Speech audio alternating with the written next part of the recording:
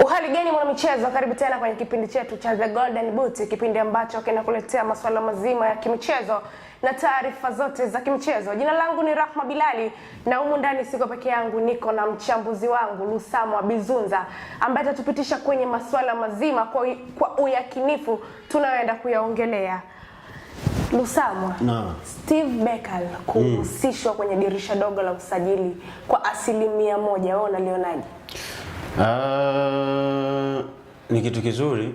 Kama Simba watakuwa serious kweli, wanataka kumshirikisha Steve Becker kwa 100% kwenye usajili, watakuwa wamemtengenezea deni kubwa, kwa sababu tumekuwa na kasumba kwa baadhi ya watu au kwa baadhi ya klabu za Tanzania kutowahusisha walimu ambao wanakuja kuzifundisha hizi timu. Wanakuwa na mazingira ambayo wana dominate lile soko la usajili. Wao ndio wanakuwa wanafanya kila kitu. Wanawafanya makocha wanakuwa ni kama watu baki tu ambao wanaweza wakashirikishwa au wasishirikishwe. Nimewahi kumfuatilia Clatous Magori. Alisema wao kama club wanaifahamu falsafa ya Simba, na mchezaji anayesajiliwa Simba anakuja kuitumikia Simba, kwa sababu mwalimu Steve Becker anaweza akaondoka, lakini mchezaji atalazimika kubaki. Kwa hiyo wanapaswa kusajili mchezaji ambaye atakuja kuitumikia klabu, kwa sababu wao wanaifahamu falsafa ya klabu. Kwa namna moja unaweza ukamuelewa, kwa sababu coaches are hired to be fired, kwamba leo mwalimu ataajiriwa, kesho ataondolewa, lakini mchezaji ataendelea kuwepo. So Simba wanapotaka kumshirikisha kwa 100%, wanamtengenezea deni kwanza, kwa sababu watakuwa na uhalali wa kumuuliza, tulikushirikisha kwenye usajili, tulikupa wachezaji uliokuwa unawahitaji, kwa nini matokeo sio mazuri endapo timu itafanya vibaya? Lakini pia watakuwa kwenye room nzuri ya kumpongeza kwa sajili atakayokuwa ameifanya na endapo timu itafanya vizuri. So inawezekana tulichokiona cha kusema kwamba Simba watamshirikisha Steve Becker kwenye kikosi chao, kwa maana kwenye kusajili, inaweza ikawa kweli au inaweza ikawa ni kiini macho, kwa sababu soka la Tanzania lita vitu vingi sana ambavyo havihusiani na mpira.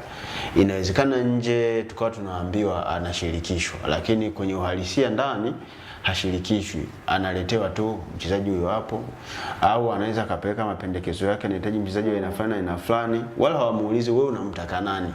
Wakaenda tu pale, huyu hapa mchukue. Kwani nani ana mamlaka ya mwisho ya usajili?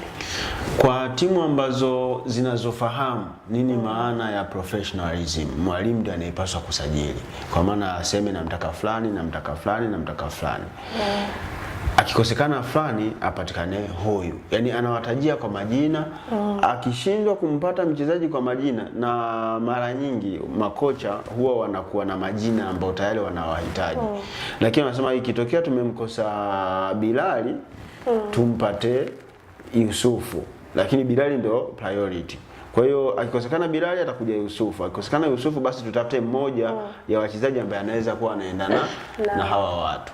Hivi Steve Becker atathibitishaje kwamba wachezaji anaoenda kuwachagua wana DNA wanaohusiana na Simba Sports Club? Yule ni mwalimu.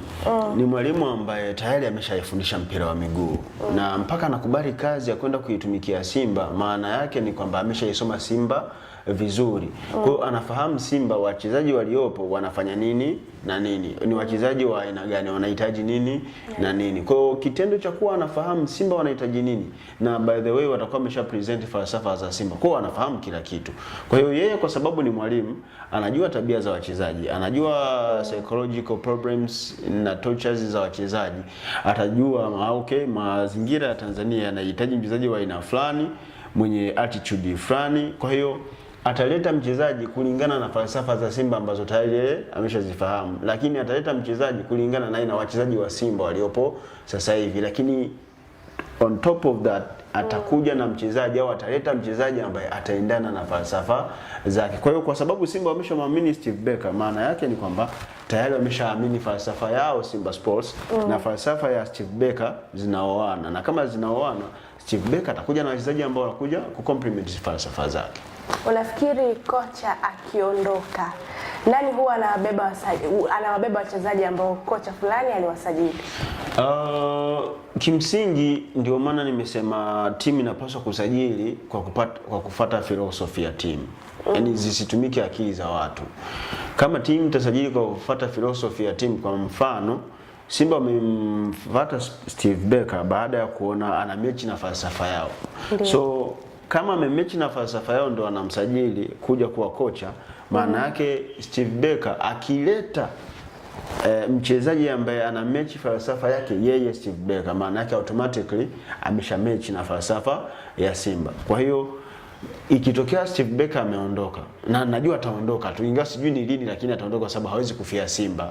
Inaweza katokea akafia Simba kulingana na muda wake, lakini kwa maana ya kudumu milele kwenye klabu ya Simba haitawezekana. So by the time utakapofika muda yeye anatakiwa kuondoka, atakuja mwalimu mwingine. Sasa kama atakuwa alikuja na wachezaji ambao anaamini kwenye falsafa yake yeye, na wakati huo Simba wamemrecruit, maana yake amesha mechi na falsafa yake.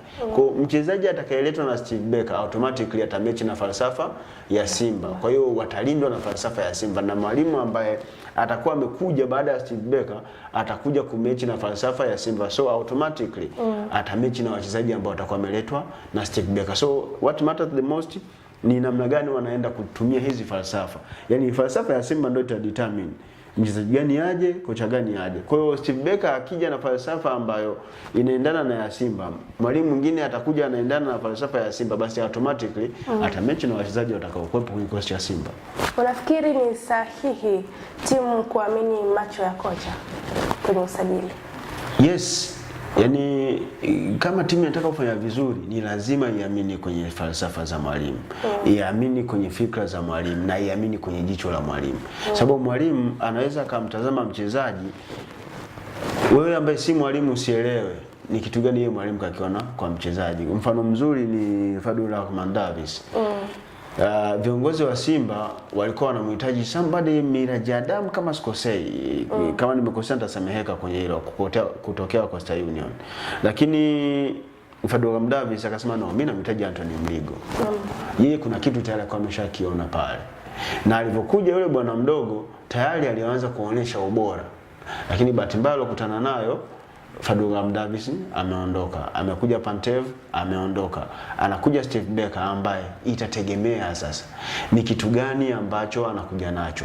Tayari hapa Simba imeshahusishwa na mchezaji Fawaz Basedien ambaye alikuwa anachezea kikosi ambacho anafundisha huyu Steve Barker, lakini yeye sasa hivi kwa Mamelodi Sundowns. So ikitokea huyu mchezaji aliyeko Mamelodi Sundowns akijiunga na Simba, automatically Anthony Mligo tutamwona anaenda kukaa pembeni, kwa sababu huyu Basedien ameshafanya kazi na Steve Barker. Kwa hiyo Steve Barker anamfahamu. Na inawezekana kama atakuja kwa nguvu za nani? Za Steve Barker. Kwa hiyo ni vizuri sana na ni kitu bora sana kuamini kwenye ufundi, jicho na fikra za mwalimu, kwa sababu yeye ndiye anayefanya kazi na mwisho wa siku yeye ndiye anayeulizwa matokeo ya club. Mwanamchezo, hapo ndipo tumefikia tamati ya kipindi chetu cha The Golden Boot, na falsafa ya Simba Sports Club ndio itaamua nani ataenda kufanikiwa. Jina langu ni Rahma Bilali, na humu ndani siko peke yangu, nilikuwa na Lusama Bizunza.